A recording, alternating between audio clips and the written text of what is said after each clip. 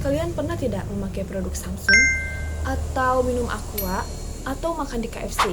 Nah, tanpa kita sadari, kita ini bersentuhan langsung dengan perusahaan multinasional dan arus investasi asing. Nah, lalu apa sih sebenarnya yang dimaksud dengan investasi asing? Apa itu perusahaan multinasional dan apa ciri-cirinya? Perkenalkan, nama saya Anissa Banawati dari Universitas Muhammadiyah Sukabumi, program studi administrasi bisnis. Di sini saya akan menjelaskan mengenai investasi asing dan perusahaan multinasional. Oke, jadi apa sih investasi itu? Investasi secara sederhana adalah penempatan modal dengan harapan mendapatkan keuntungan di masa depan. Nah, ketika modal itu berasal dari pihak asing, baik dari individu, perusahaan, maupun dari pemerintahan asing, dan ditanam dalam perekonomian negara lain, nah itulah yang disebut sebagai investasi asing atau foreign investment. Di Indonesia, hal ini diatur dalam Undang-Undang Nomor 25 Tahun 2007 tentang penanaman modal. Investasi asing terbagi menjadi dua. Yang pertama yaitu FDI, Foreign Direct Investment, atau investasi langsung asing. Nah, di sini investor asing itu tidak hanya menyuntikkan modal saja, tapi juga terlibat langsung dalam pengelolaan usahanya. Contoh nyatanya yaitu seperti Toyota yang mendirikan dan mengelola pabrik di Karawang, Jawa Barat. Kedua, FPI, Foreign Portfolio Investment, atau investasi portofolio. Jadi investor asing ini membeli saham atau obligasi di negara tujuan semata-mata untuk keuntungan finansial tanpa bermaksud mengendalikan perusahaan tersebut. Ini tuh sama seperti investor asing yang membeli saham di Bursa Efek Indonesia. Nah, perbedaan kuncinya yaitu FDI membawa kendali, sedangkan FPI hanya membawa modal. Bagi negara penerima atau host country, investasi asing ini membawa manfaat nyata seperti lapangan kerja baru, terus juga transfer teknologi, peningkatan devisa, hingga pendorongan pertumbuhan ekonomi. Namun ada sisi yang perlu diwaspadai, seperti ketergantungan terhadap modal asing, keuntungan yang dibawa pulang ke negara asal, dan persaingan yang bisa menekan usaha lokal. Nah, karena itulah kebijakan investasi yang bijak sangat penting.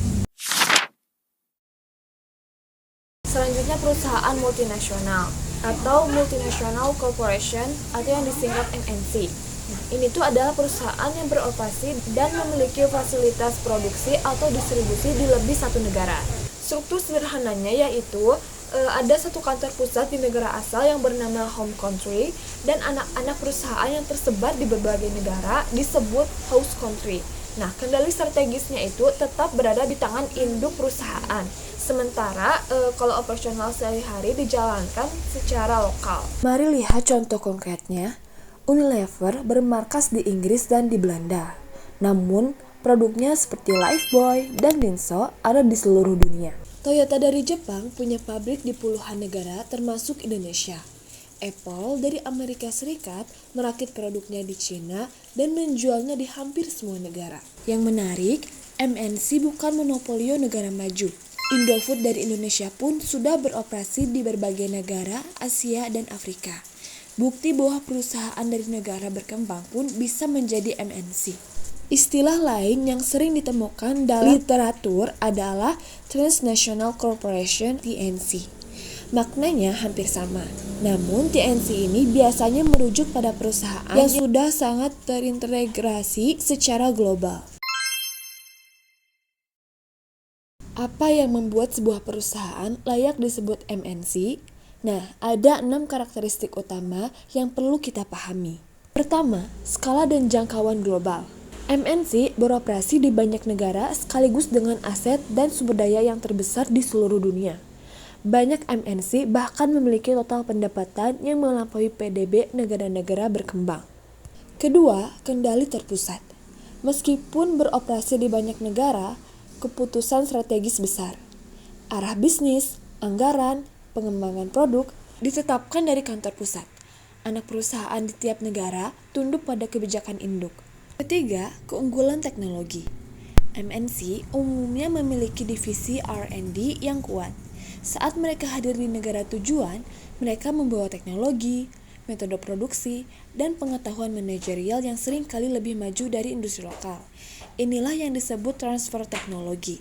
Keempat, kemampuan modal yang besar. MNC memiliki akses ke pasar modal internasional. Mereka bisa meminjam dari berbagai institusi keuangan dunia, menerbitkan saham di berbagai bursa, dan mengalokasikan laba dari satu negara untuk mendanai ekspansi di negara lain. Kelima, tenaga kerja internasional.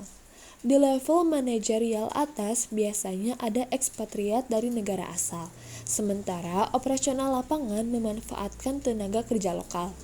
Nah, keragaman ini kaya perspektif, namun juga menghadirkan tantangan manajemen budaya lintas negara.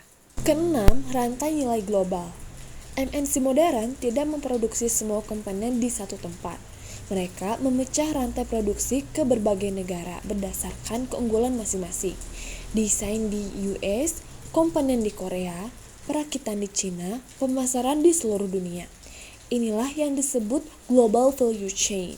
Baik, mari kita rangkum apa yang telah kita pelajari. Pertama, investasi asing adalah penanaman modal oleh pihak asing ke negara lain. Terbagi menjadi FDI yang bersifat langsung dan melibatkan kendali, serta FDI yang semata bersifat finansial. Kedua, perusahaan multinasional adalah perusahaan yang beroperasi di lebih satu negara, dengan kendali di negara asal dan cabang di berbagai negara tujuan. Ketiga, MNC memiliki 6 karakteristik khas. Yang pertama, skala global, terus kendali terpusat, terus keunggulan teknologi, kekuatan modal besar, tenaga kerja internasional, dan rantai nilai global. Satu hal yang perlu kita renungkan, MNC bukan hanya sekedar entitas bisnis biasa.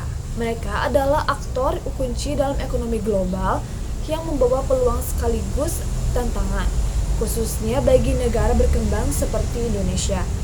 Nah, memahami mereka itu bukan hanya sekedar soal akademik, tetapi bekal untuk menjadi pelaku ekonomi yang cerdas dan kritis. Terima kasih. Wassalamualaikum warahmatullahi wabarakatuh.